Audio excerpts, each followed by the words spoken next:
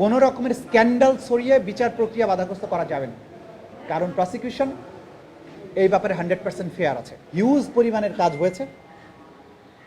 Lawyer হিসাবে prosecution টিমের কাজ হচ্ছে যখন ম্যাটেরিয়াল চলে আসে, তদন্ত রিপোর্ট চলে আসে, তাদের কাজটা কোর্টরুমে শুরু হয়।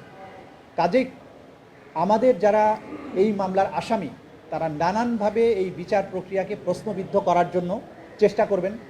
তারা একদিকে চাইবেন তাদের যেন বিচার না হয়, আবার অন্যদিকে তারা ধোয়া তুলবেন, ও বিচার টিচার কিছু হচ্ছে না, তো এই ট্রাইব্যুনালের দরকার নাই, বিচার যাতে না হয়। করবে বিচারকে বন্ধ করার জন্য, বন্ধ করতে না পারলে বিতর্কিত করার জন্য, কাউকে এম্বারাস করার জন্য, নানান ধরনের ডিসইনফরমেশন ছড়ানোর জন্য।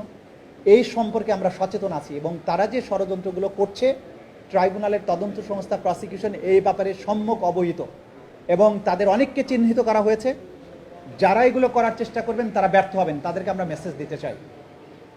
কোনো রকমের স্ক্যান্ডাল ছড়িয়ে বিচার প্রক্রিয়া বাধাগ্রস্ত করা যাবে না, কারণ প্রসিকিউশন এই ব্যাপারে 100% ফেয়ার আছে। আটলান্টিক মহাসাগর সেচতে পারবে তারা, এখানকার কোনো দুর্নীতির খবর তারা বের করতে পারবে না, বা দুর্নীতি নাই।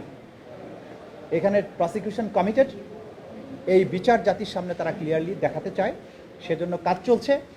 অচিরেই সেটা দৃশ্যমান হবে, সেই সময় এসে গেছে, আপনারা খুব অচিরেই সেগুলো দেখতে পাবেন। Thank you.